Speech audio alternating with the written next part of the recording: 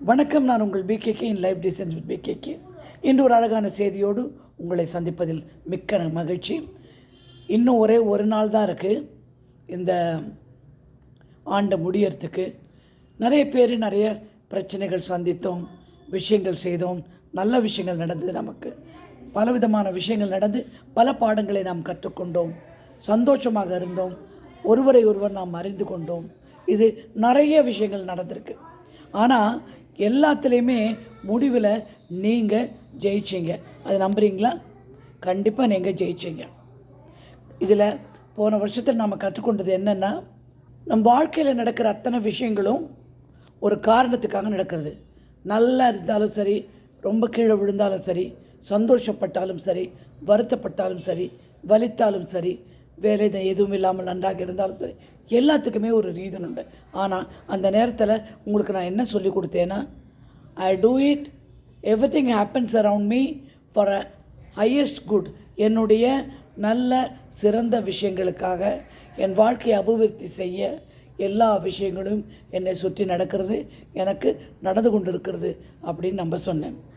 வாழ்க்கையில் நடக்கிற success, failure, gain, நல்லது, கெட்டது அனைத்துமே ஒருவர் உங்கள் வாழ்க்கைகள் வருவது, உங்களை விட்டு விலகுவது, எல்லாவற்றுக்குமே ஒரு காரணம் உண்டு. காரணம் இல்லாமல் எதுவும் நடந்ததில்லை. அதில் முக்கியமாக நீங்கள் தெரிந்து கொள்ள வேண்டியது என்னவென்றால், தெய்வீக நேரத்தில்தான் நமக்கு தேவைப்பட்ட விஷயங்கள் நடக்கிறது. அந்த தெய்வீக நேரத்தை நீங்கள் நம்பியே ஆக வேண்டும்.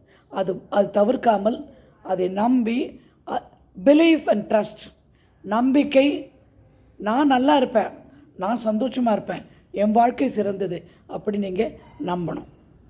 வாழ்க்கையில் பலவிதமான விஷயங்களை நம்ம கற்றுக்கிட்டோம். எப்படி கற்றுக்கிட்டோம்? ஒன்று வலியினால், ஒன்று நம்ம வாழ்க்கையில் வந்தவங்களால், நம்மளை விரும்புகிற, இன்னொன்று நம்மளை விட்டு அவங்க பிரிந்து போவதனால.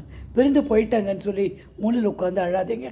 அவங்களுடைய வேலை உங்கள் வாழ்க்கையில் முடிந்து விட்டது, அவங்க போயிட்டாங்க.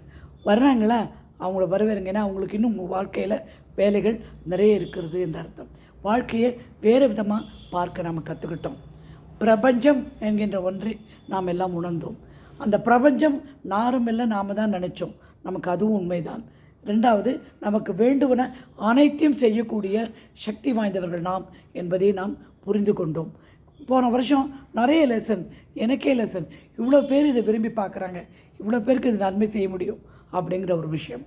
நான் பல விஷயங்களில் ரொம்ப கஷ்டப்பட்டு மேலே ஒரு நாள் கூட விடாமல் என்னால் முடிஞ்ச மட்டும் இந்த வீடியோ போட்டு பார்த்தேன். ஏன்னா சில நாள் எனக்கு அவ்வளோ கஷ்டமாக இருக்கும், வேலை கஷ்டம், மன கஷ்டம் அப்படின்னு இருக்கும்.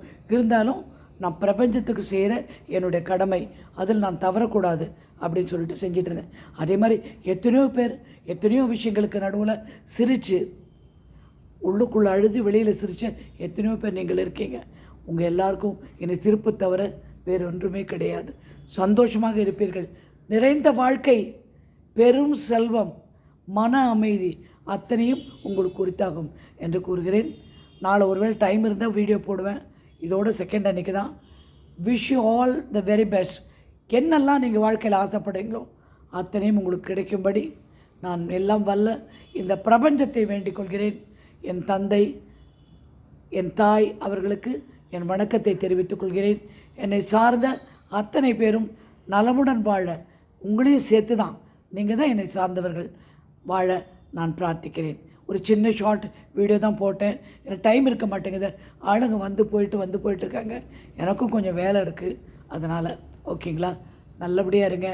சிந்தனைகளை வளர்ப்போம், நல்ல சிந்தனைகளை வளர்ப்போம், நல்ல செயல்திறன் பண்ணுவோம். அந்த நம்ம சிந்தனையை செயலாக்கி உற்று கவனித்து ஆண்டவனின் நல் நேரத்தை, தெய்வீக நேரத்தை நம்புவோம். All the best.